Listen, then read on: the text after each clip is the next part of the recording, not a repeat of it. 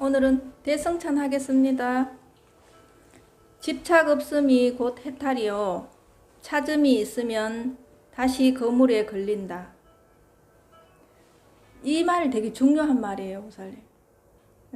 이게 가장 간단하면서 이게 핵심이에요. 진짜 지금 이대로 보살님들이 집착 없이 그냥 있으면 그냥 해탈이에요. 생각이 없을 때 있잖아요. 지금 이대로 아무런 보살님들이 생각 안 하고 근심 걱정 안 하시고 깨달아야 되겠다 생각하지 않은 그 자체가 아무 마음에서 어떤 것 안 일어날 때 그게 그대로 해탈이에요.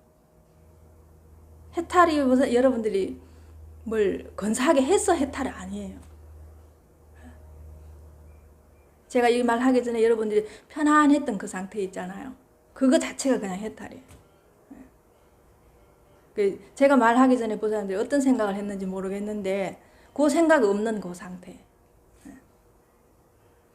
그게 해탈이에요. 그런데 거기에서 생각이 올라오면 바로 보사한테 그 생각에 매이기 때문에 집착이 되는 거예요. 근데 생각이 올라와도 그걸 그냥 거기에 매이지 않으면 그대로 해탈이에요. 지금 바깥에 가을 바람 엄청 좋죠. 그냥 가을 바람이 불어오는 걸 그대로 두면 돼요. 근데 보살님 시비만 안 하면 되거든요. 생각으로. 예. 그냥 가을 바람이 오는 걸 그냥 내가 그대로 느껴주면 돼요. 그거 자체가 그냥 해탈이거든요. 근데 이제 그 가을 바람 때문에 시비를 하면 이제 집착이 일어나는 거예요. 예. 굉장히 쉬워요, 해탈이.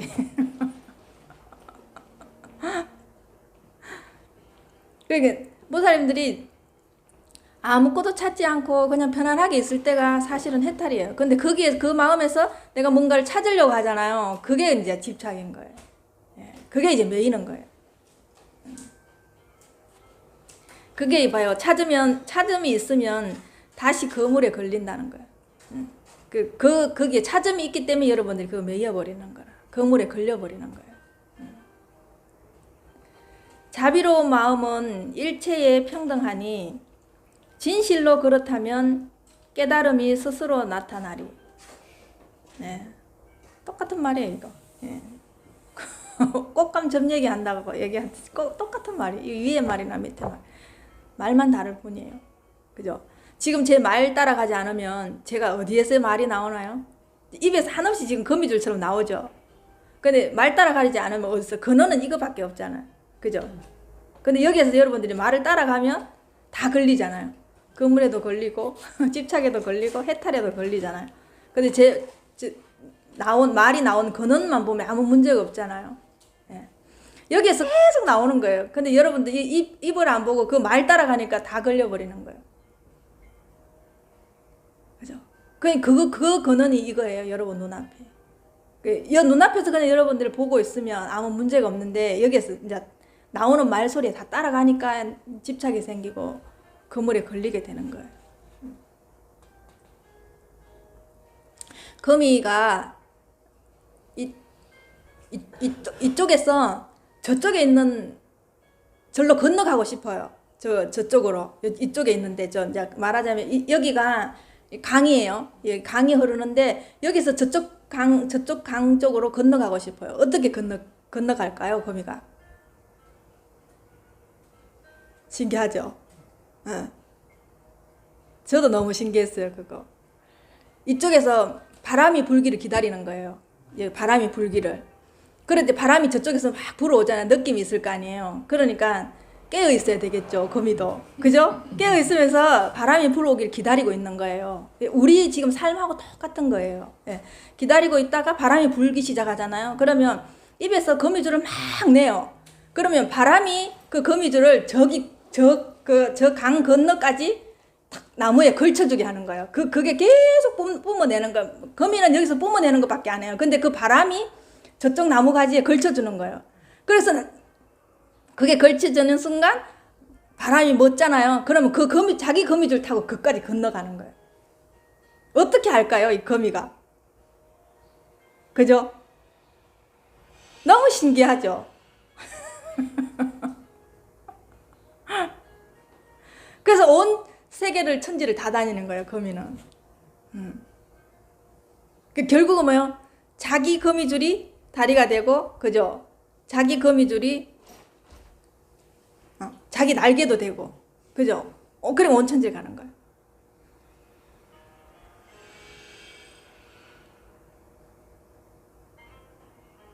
근데 우리가 그렇게 보면은 우리 말에 우리가 다 그렇게 살고 있는 거예요. 네, 거미처럼. 네, 그죠? 우리가 언제 괴롭냐면 내 말 때문에 괴롭거든요.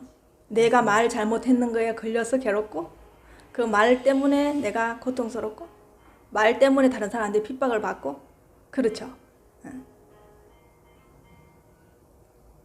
근데 그냥 나왔던 그 근원은 보면 아무 문제가 없는데, 그죠? 여기에 따라가게 되면 다 이제 보살님들이 고통스러운 거예요. 굉장히 이게 간단해요. 이 공부를 계속 해보면 근원을 자꾸 파고 들어가 보면 너무 단순해요. 근원을 파고 들어가면 복잡다단한 것 같은데, 복잡한 건 뭐냐, 이게 여기에서 나온 걸 따라가기 때문에 복잡한데, 그 근원을 찾아가 보면 너무 간단하고 단순해요. 그 근원이 이거예요. 여러분 눈앞에 있는 이거예요.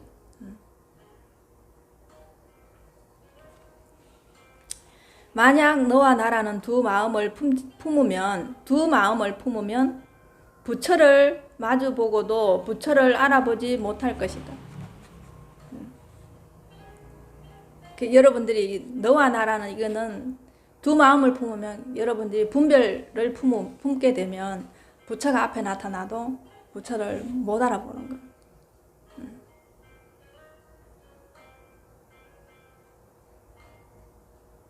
여러분들이 개념이 난 부처를 찾아야 되겠다라는 개념이 서버리잖아요. 그걸 품어버리잖아요. 개념을 품어버리면 부처가 나타나도 여러분들은 못 알아봐요.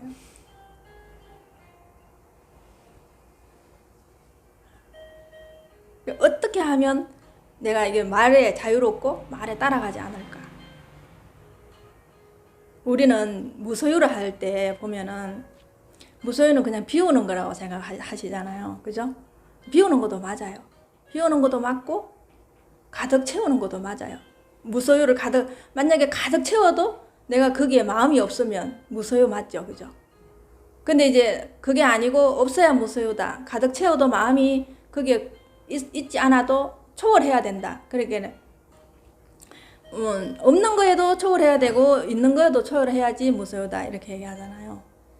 근데 진짜 진정으로 여러분들이 가만히 생각해 보세요. 내가 진짜 완전히 없을 수 있는가? 그죠? 물건이나 마음이 진짜 없을 수 있는가? 그리고 정말 또 다 못나지 않고 원만해질 수 있는가? 그죠? 사람이 사는 동안은 우리가 수행을 해야 되잖아요. 그죠? 그랬을 때 그거를 초월하는 것보다는 두 개 다 내가 쓰면서 걸림이 없을 때가 제일 좋아요. 그죠? 무소유일 때 아무것도 없고 텅텅 비어있을 때도 그게 걸림이 없어야 되고, 가득 차 있어도 그 있는 거에 내가 걸림이 없을 때 가장 행복한 것 같아요. 제가 보기엔. 네.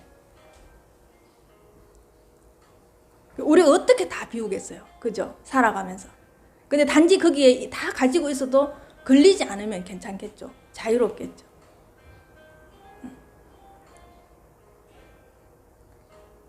여러분들이 다, 그래서 저는 보살님들이 착해야 된다는 거에 이렇게 개념에 걸려져 있으면 끝까지 착해보고, 내가 나쁜 사람이라고 하면 끝까지 나빠보라고 하는 거예요.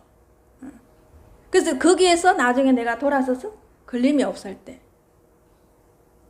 그걸 끝까지 가봐야지 알거든요. 어떻게 해야지 걸림이 없는지를 자기 스스로 터득해야 되니까. 원래는 좋고 나쁨이 없는데 여러분이 거기 걸려있기 때문에 난 나쁜 사람이다, 난 좋은 사람이다, 이렇게 하는 거거든요. 걸림이 없는데. 왜냐하면 여러분이 좋은 사람이라는 말을 내가 거미줄 내듯이 끄집어내서 내가 그 좋은 사람에 걸려있는 거예요. 난 나쁜 사람이다, 난 업장이 많은 사람이다, 난 팔자가 더러운 사람이다, 이거에 여러분들이 내놓고 여러분이 그 거미줄에 걸려있는 거랑 똑같은 거예요.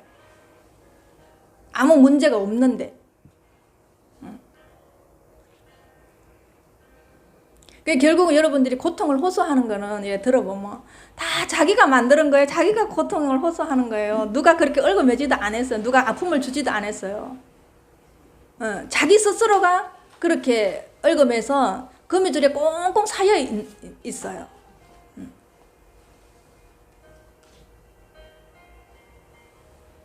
그러니까 지금 가을 하늘이 너무 좋죠. 정말 그죠? 너무너무 좋죠. 예, 너무 예쁘고 너무 높고 그죠? 하늘이 높고 여름 하늘하고 다르잖아. 가을 하늘은 그죠? 그 여러분들 어떻게 아세요? 하늘은 아무 말도 안 했는데 그냥 알죠? 가을 하늘은 다르잖아요. 여름 하늘하고 그죠? 느낌이 그냥 그렇게 여러분 다 알고 있는 거예요. 근데 그 하늘을 보면서 내가 뭘 걸리나요? 그죠? 그냥 여름 하늘이면 여름 하늘인 줄 알고 가을 하늘이면 가을 하늘인 줄 그냥 알잖아요. 그렇게 여러분은 원만 부족하게 다 갖추고 있는 거예요. 근데 문제될 게 하나도 없거든요. 근데 내가 지어서 내가 괴로운 거예요. 내가 지어서. 네. 근데 우리가 아침에 자고 일어나면은 이렇게 모든 세상이 그냥 보이잖아요. 근데 우리 공부하면 이게 다 환영이라고 하잖아요. 근데 이 환영에 얼마나 공부를 해야 안 속을 수 있을까요? 그죠? 그러니까 이 좋은 가을 하늘을 보면서 저 환영에 견딜 수가 없어요. 그죠? 이게 환상인데 저기에 속지 않을 방도가 없는 거예요. 저 끝없는 하늘을 보면서 저게 환영인데 너무 아름다우니까요. 그죠? 매일매일 눈만 뜨면 보이는 게 이 세상인데 이게 환영이라는데 안 속을 방법이 없는 거예요. 그죠? 내 자식, 내 부모, 내 친구 공부해보면 이건 환영은 맞는데 정말 거기에 견딜 수 없이 아름답고 견딜 수 없이 고통스럽지만 그 환영이라는 거에 내가 속지 않을 방도가 없는 거예요.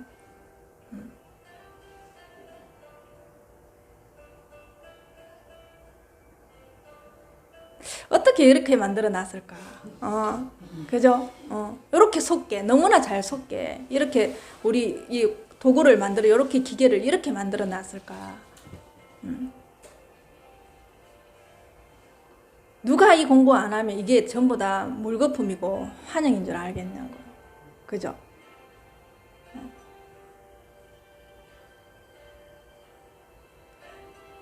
버블이라는 말, 시초가 그걸 인간을 빗대어서 버블이라고 했대요. 버블. 우리 왜 이게 뭐 투자하거나 뭐 이제 뭐 경기 버블이다, 거품이다 이렇게 얘기할 때 그게 인간을 빗대어서 덧없는 인간을 빗대어서 버블이라는 말이 나왔대요. 뭐 처음에 나왔을 때는 그만큼 우리가 덧없는 도구예요. 덧없는 도구예요. 오죽하면 그래 버블이라고 우리를 상징하는 걸 버블이라고 했겠어요. 사람이 하는 버블이 없을 수가 없는 거예요. 그죠? 우리 자체가 버블이니까요. 우리가 만들어낸 건 무조건 버블이겠죠. 우리가 만들어낸 건 무조건 환영이라는 거예요. 근데 이건 여기 얼마나 안 속을 수 있겠냐? 얼마나 깨어 있어야 안 속을 수 있겠어요. 그죠? 지금 이제 단풍이 또 조금 있으면 이제 엄청 예쁘게 될 거예요. 그죠? 진짜 그 단풍을 보면서 여러분들이 환영이구나 이렇게 하고 볼 수 있는 눈을 가지고 수 있는 사람이 얼마나 있을까요? 우리는 저 단풍을 보면서 단풍이라고 얘기하잖아요. 그 단풍은 자기를 보고 단풍이라고 불러달라 소리 안 했어요. 단풍은 자기가 철저하게 살기 위해서 가을에 그 물이 드는 거예요. 왜 물이 드느냐 하면 이게는 이제 과학적으로 보면 정말 재미없어요. 우리는 단풍만 보면 너무 감성적이 되잖아요. 그죠? 느끼게 되잖아요. 근데 과학적으로 보면 일조량이 부족해서 그 단풍이 드는 거예요. 여름에 그 왕성한 그 햇빛을 받을 때는 녹색이었다가 일조량이었기 때문에 물이 들기 시작한대. 그러면서 물이 들면서 왜 단풍은 떨어질 수밖에 없는 거야. 그때 자기가 구조 조정을 하지 않으면 가을에 구조 조정을 하지 않으면 겨울에 죽거든요. 그래서 생명을 안으로 함장시키는 거예요. 네네. 그래서 일조량이 적으니까 살아야 되잖아요. 그러니까 필요 없는 가지를 다 떨어뜨려 버리는 거예요. 그래서 그때부터 생명이 안으로 들어가는 거예요. 안으로. 그래서 겨울에 이제 겨울이 나야 되잖아요. 그 자연은 자기는 지금 너무너무 고통스러워. 왜? 지금 구조조정해야 돼요. 나무는. 근데 우리는 어떻게 해요? 가을 단풍 보면서 너무 이쁘다. 그 다른 그 나무 입장에서 봤을 때 자기는 고통스러워 지금 죽겠어. 그죠? 근데 우리는 봤을 때 너무 이쁘구나. 어떻게 이렇게 단풍이 될 수 있을까? 그죠? 그럼 나무의 한 인생을 보고 우리의 인생을 봤을 때 우리는 기쁜데 나무는 고통스럽죠. 나무 기쁜데 또 우리는 고통스러운 거예요. 그죠? 이렇게 인생살이가 달라요.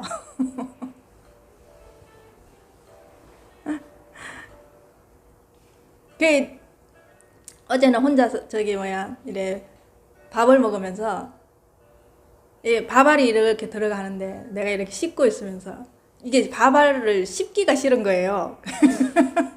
그러니까 마치 내가 밥을 먹는 게 아니고 밥이 나를 먹는 것 같은 느낌인 거 있잖아요. 밥이 나를 먹는 것 같은 느낌.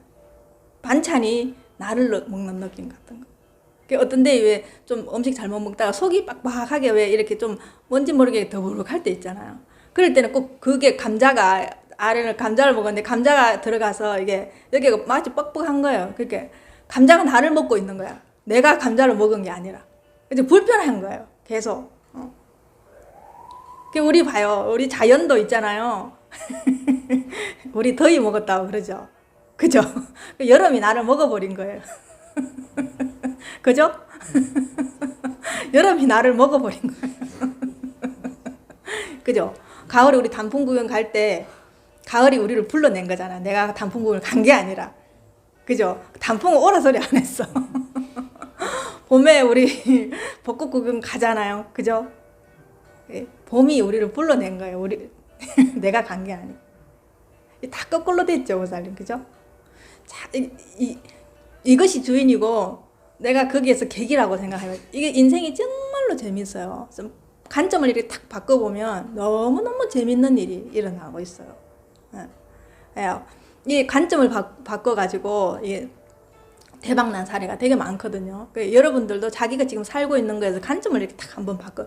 내가 지금 알고 있는 걸 탁 뒤집어 보는 거예요. 이 백조의 호수 그 발레 하는 거 있잖아, 그죠? 근데 그거를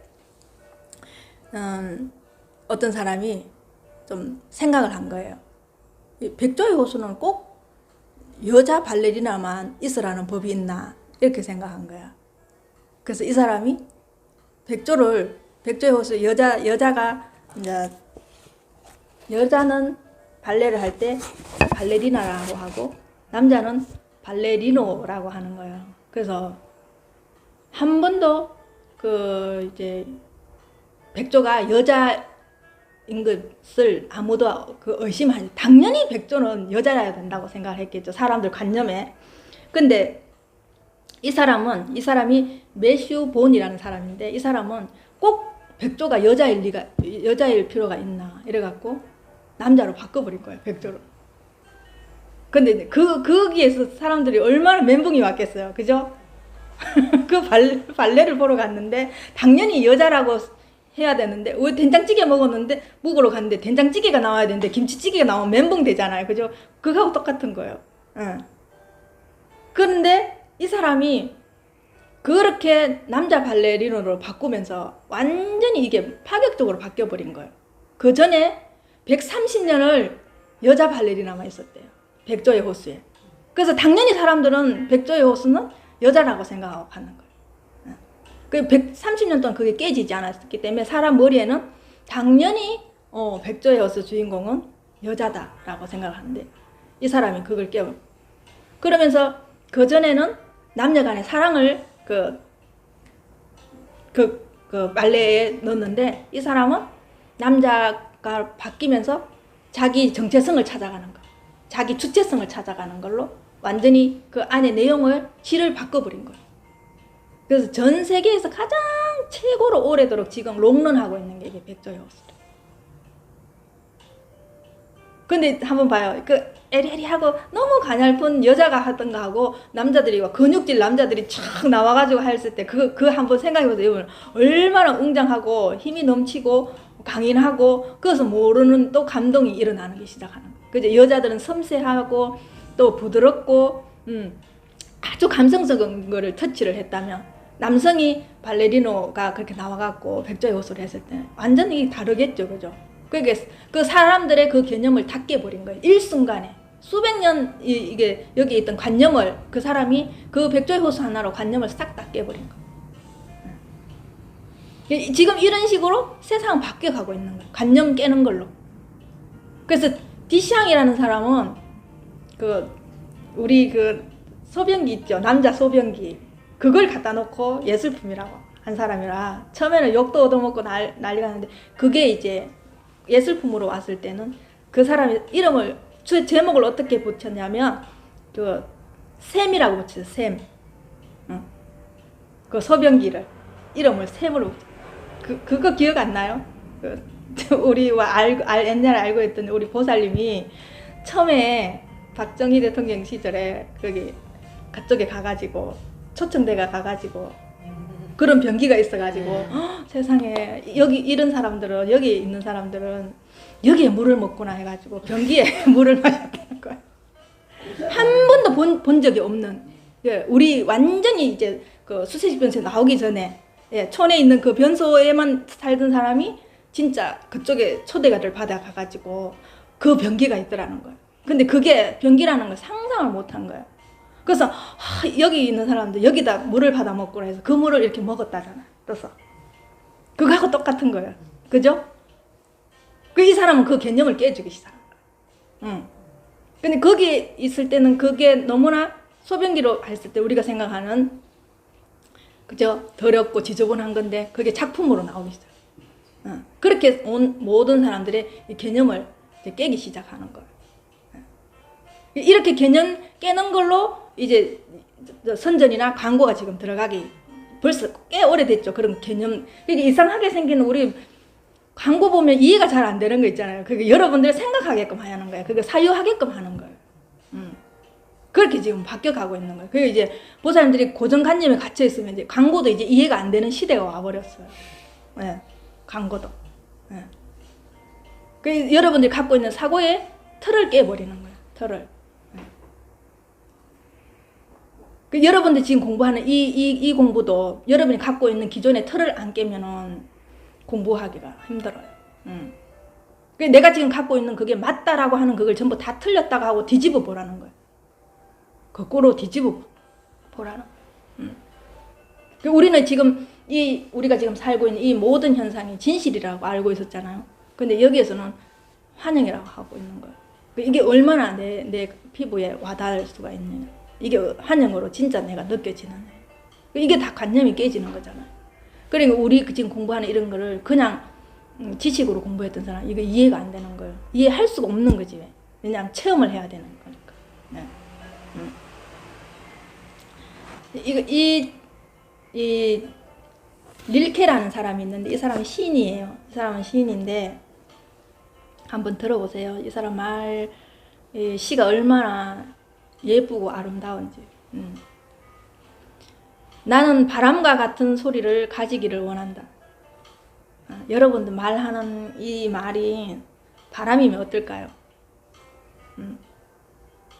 나는 빛이 되어 사람들을 깨워주고 나는 산이 되어 솟아오르는 태양 속에 우뚝 서고 싶다. 이게 되죠, 보살님. 그죠? 내 마음으로 얼마든지 되잖아요. 여러분들 관념 속에 갇혀 있지 않으면 이거 읽는 순간 내가 이렇게 돼 있어요. 그죠? 아유, 여러분들 한 번씩 새들이 이렇게 날아와가지고 나무에 이렇게 앉아가지고 날아가고 있거든요. 그래서 산에 이렇게 보면 새들이 멀리서 이렇게 날아가는 거 보이잖아요. 근데 마치 새가 산을 물고 하늘로 가는 게 아니라 하늘 색깔이나 바다 색깔이나 똑같죠? 바다 속으로 들어가는 것 같지 않나요? 그죠? 물고기가 바다를 물고 하늘로 올라가는 것 같지 않나요? 여러분 생각이 이제 이렇게 모든 걸 이렇게 보면서 좀 자유롭게 내 관념이 이게 진짜 몰랑몰랑하게 바뀌어가지고 이게 하늘도 땅도 하나라는 개념은 똑같다는 얘기거든요. 이게 언어를 여러분들이 그렇게 써보세요. 내 개념이 관념이 자꾸 바뀌어요. 내가 어떤 언어를 쓰고 그 언어를 내가 내 안에 함장되어 있을 때 관념이 바뀌거든요. 그냥 바뀌지 않아요. 그래서 처음에 언어부터 이렇게 바꾸기 시작하면 내 관념이 자꾸 부서져요. 그 단단하던 관념이. 그래서 여러분들 보고 그림도 느껴보고 음악도 듣고 느껴보라고 얘기를 하는 거예요. 느껴보라고. 왜 진품 모조품을 구분하겠어요? 그죠? 어떤 건 보면 기술적으로는 모조품이 더 진품 같아요. 진짜 더 진품 같아요. 근데 왜 진품 모조품을 찾을까요? 왜 모조품은 우리 이미테이션은 왜 가격이 떨어질까요? 진품은 그 사람의 혼이 들어가 있는 거예요. 그죠? 그 사람 내면에 미학이 들어가 있는 거예요. 아름다움이 들어가 있는 거예요. 온통 그 사람의 영혼이 그 안에 다 들어가 있는 거예요. 그래서 누가 봄으로 인해서 다른 사람, 타자로 인해서 그 감동을 일으키는 거예요. 그 사람화가 돼 있는 거예요. 그걸 보는 순간. 근데 모조품은 기술로 그렸기 때문에 향기가 없어요. 향기가. 그래서 안 쳐주는 거예요. 기술적으로는 잘 그렸구나. 그죠? 그래서 기술적으로 하는 건 뒤에 다 술이 붙어요. 기술, 미술. 그죠? 근데 미술도 기술에서 더 안으로 들어가서 자기 미학이 나와야 돼. 네.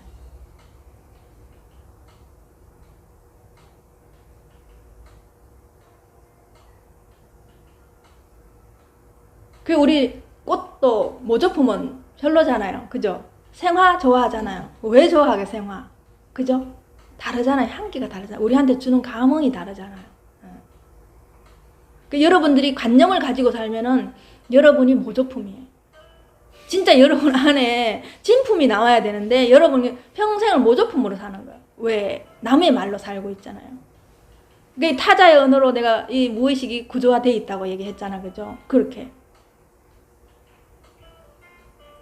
그러니까 여러분 내면에 울림이 없으면 그냥 있어도 다른 사람한테 감흥이 없는 거예요. 근데 가만히 있어도 여러분 내면에 울림이 있으면 그냥 있는 그 순간으로 다른 사람들한테 침묵으로 여러분 향기를 전해주고 있거든요.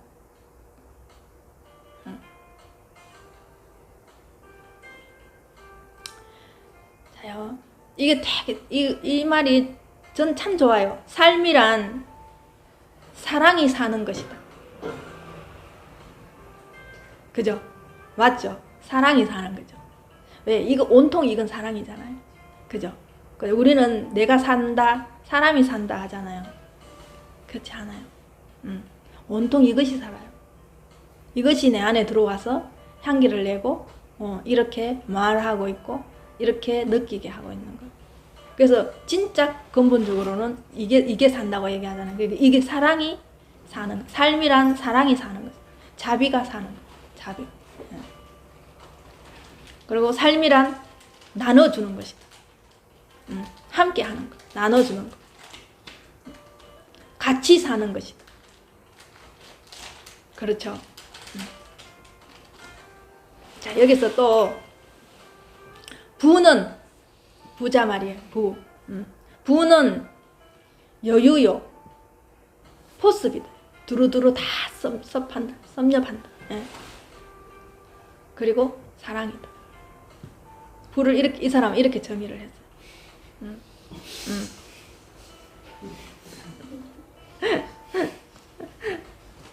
근데 진짜 부를 갖고 있는 사람들이 여유 있는 사람 보셨어요? 잘 없죠. 네. 그게 가짜라는 거예요. 진짜 여러분들이 진짜 내가 부자고 마음의 부자고 내가 진짜 부를 누리고 있는 사람은 다 여유가 있죠. 그죠?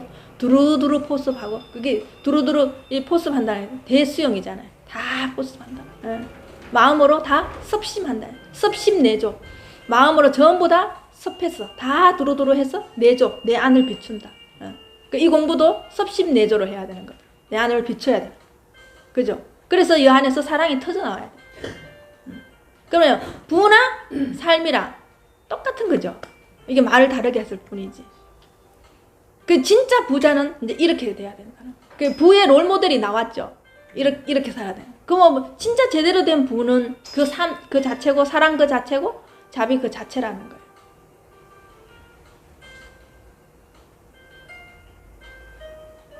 예, 여러분들이 마음으로 얼마나 여유 있게 내가 부자로 사는가.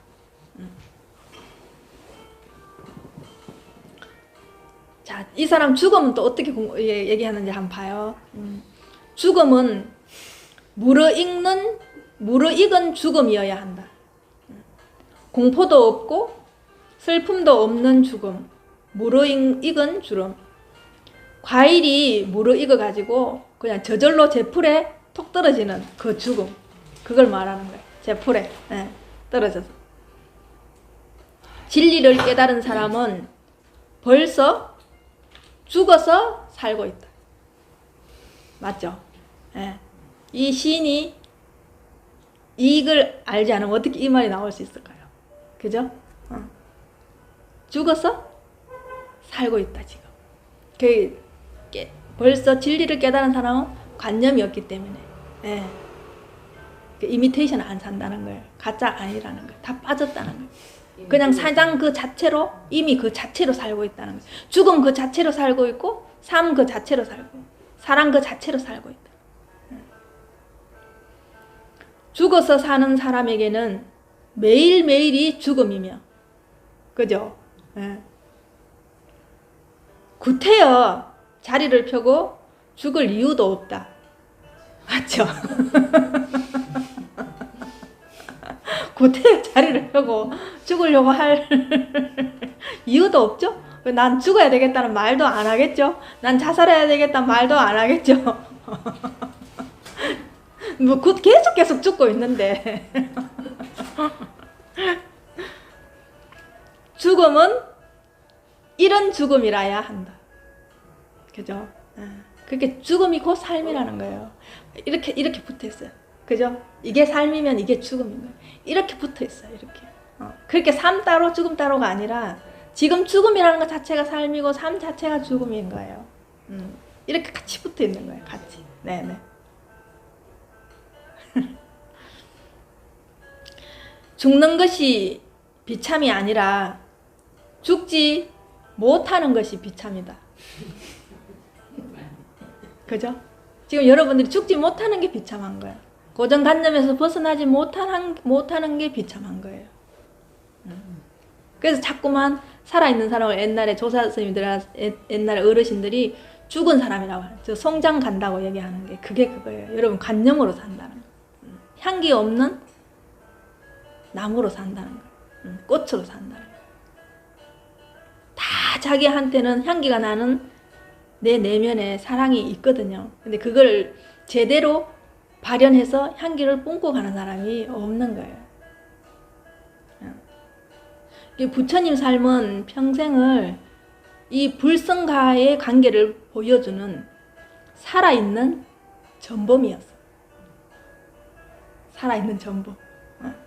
불성과의 관계를 가장 우리한테 세밀하게 면밀하게 가르쳐준 전범이었다.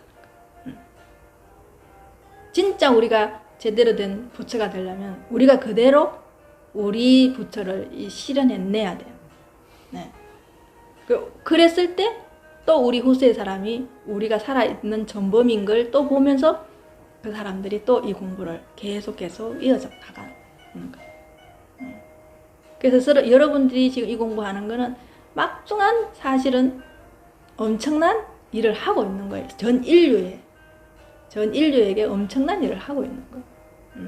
부처님도 만약에 깨쳤을 때 우리를 다 구제하려고 깨쳤을까요? 그렇지 않아요. 그죠? 자기 고통 소멸하다 보니까 그게 이렇게 된 거죠. 네.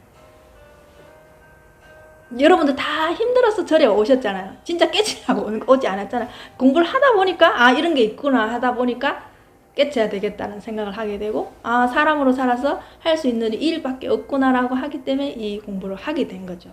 그러면서 자꾸 꿈이 원대해지고 네, 책임감도 생기고 아 이런 공부구나 깊고 넓게 하는 이런 공부구나라는 걸 알게 되는 거죠. 그래 세상에 태어난 그 무엇인들 수행자 아닌 것이 있겠는가? 그죠? 식물도 우리도 동물도 다 수행자예요. 그죠? 매일매일 우리는 지금 수행하고 살고 있잖아요. 이 공부를 안 해도 살아가는 것 자체가 수행인 거예요. 이 지구상에서 가장 막무가내로 없어야 될 게 있다면 뭘까요? 맞죠? 예. 그죠? 예. 우리가 만약에 자연으로 봤을 때, 그죠?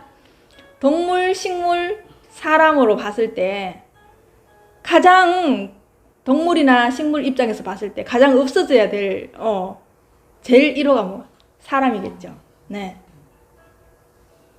온갖 자연에 말하자면 횡포를 다 부리잖아요.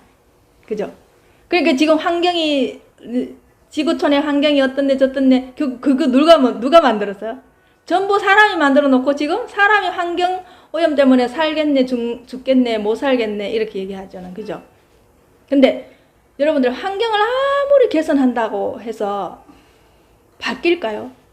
우리 지금 환경에 대해서 이거 얘기한 지 20세기 그 19세기 말에서부터 지금 초에서 너무너무 심각하게 얘기하죠. 근데 점점 갈수록 환경은 더 나빠져요. 그렇게 부르짖는데 환경을 보호해야 된다는 말은 엄청나게 부르짖는데 점점 지금 더 나빠지고 있거든요. 그럼 그 근본적인 걸 무엇을 환경 오염의 개선을 제일 먼저 해야 될 게 뭘까요? 그렇죠? 예. 이 사람을 환경 오염을 개선 안 하면 이게 방법이 없어요. 그죠? 여러분 생각과 여러분 감정, 이 환경을 개선하지 않으면, 이 오염된 환경을 개선하지 않으면 방법이 없습니다. 우리가 제일 먼저 환경 오염을 시킨 주범이기 때문에 우리가 개선해야 돼요. 각자. 그러면 지구는 아무 문제가 없어요. 아무 문제가 없어요. 그리고 결국은 우리가 그렇게 만들어 놓고 우리가 지금 거기에 다 죽어가죠. 힘들어가지고 지금 숨도 못 쉴 정도로 힘들게 지금 살고 있잖아요. 그죠? 우리는 이 자연한테 너무나 많은 것을 우리가 받고 살고 있잖아요. 매일매일 선물을 받고 살고 있잖아요. 그죠? 예. 요즘 어떤 한 분이 세상에 공짜는 없다는 얘기를 저한테 참 많이 해요. 세상에 공짜가 없다는 얘기. 그 얘기를 제가 가만히 생각을 해봤어요. 진짜 공짜가 없는지. 근데 저는 모든 게 다 공짜예요. 너무나 그 말이 잘못됐구나라는 걸 알게 돼요. 하도 공짜라는 소리를 자꾸 듣다 보니까 진짜 그런가? 우리 쉽게 얘기하잖아요. 그죠? 세상에 공짜는 없다. 이렇게 얘기하잖아요. 근데 제 입장에서는 다 공짜였어요. 제가 이거 태어나고 싶어서 태어난 게 아니잖아. 그죠? 제 몸도 사실은 공짜잖아요. 태어나 보니까 엄마가 있고 아버지가 있고 그것도 공짜잖아요. 형제가 있고 그것도 공짜잖아요. 그죠? 지금 우리가 마시고 있는 이 공기도 돈 주고 마시지 않잖아요. 공짜잖아요. 이 좋은 이 가을을 돈 주고 보지 않잖아요. 그냥 공짜잖아요. 사계절이 다 공짜고. 그죠? 바다하고 산이고 들이고 하늘이고 구름이고 비고 눈이고 모든 게 공짜인데 왜 공짜가 없을까? 내가 생각할 땐 다 공짜인데. 그죠? 그렇게 말하면 지금 앉아 계시는 보살님들 저한테는 다 공짜예요. 제가 오라 소리 안 해서 난 돈 주고 안 샀어요. 근데 저보러 오셨잖아요. 그죠? 모든 게 지금 제가 누리고 있는 이게 다 공짜인데 왜 공짜가 없다는 그 한 일부분에만 갇혀가지고 다 그렇게 생각을 할까? 그렇게 말하면 기쁨도 공짜고 행복도 공짜고 사랑도 공짜고 고통도 공짜죠. 이렇게 여러분들이 한번 내가 갖고 있는 그 사고체계를 딱 뒤집어 보면서 한번 사유를 해보는 거예요. 그래? 공짜가 없어? 진짜 공짜가 없나?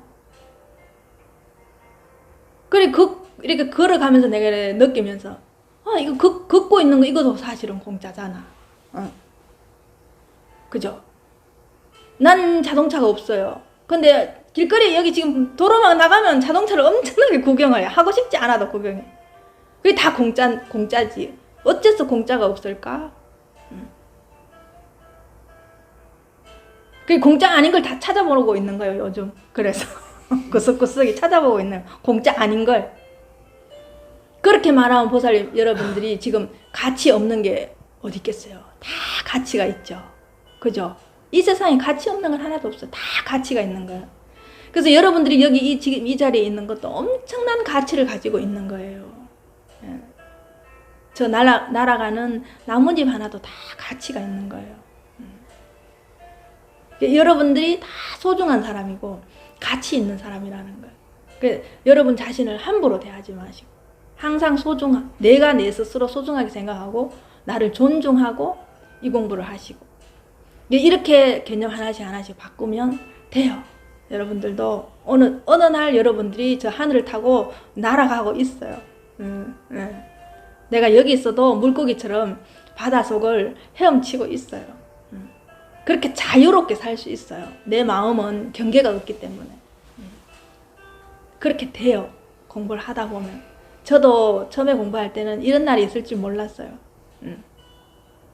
요즘 제가 보는 것마다 이렇게 내가 신이 아닌데도 시가 이렇게 나와가지고 참 재밌어요. 내 속에서 어떻게 이런 말이 나오지 이런 생각이 들 때.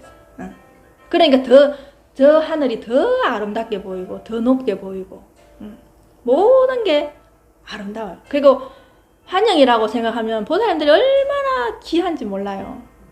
지금 여기서 지금 조금만 있으면 여러분들이 사라지잖아요. 그러니까 지금 너무너무 세세하게 보는 거예요. 환영이니까. 환영이니까. 없어질 거니까. 그러니까 순간순간이 감사할 수밖에 없는 거예요. 순간순간 눈 맞추고 사랑할 수밖에 없는 거예요. 온 마음으로. 이 가을만큼 풍성하게 여러분 공부도 그렇게 익어갔으면 좋겠어요. 감사합니다.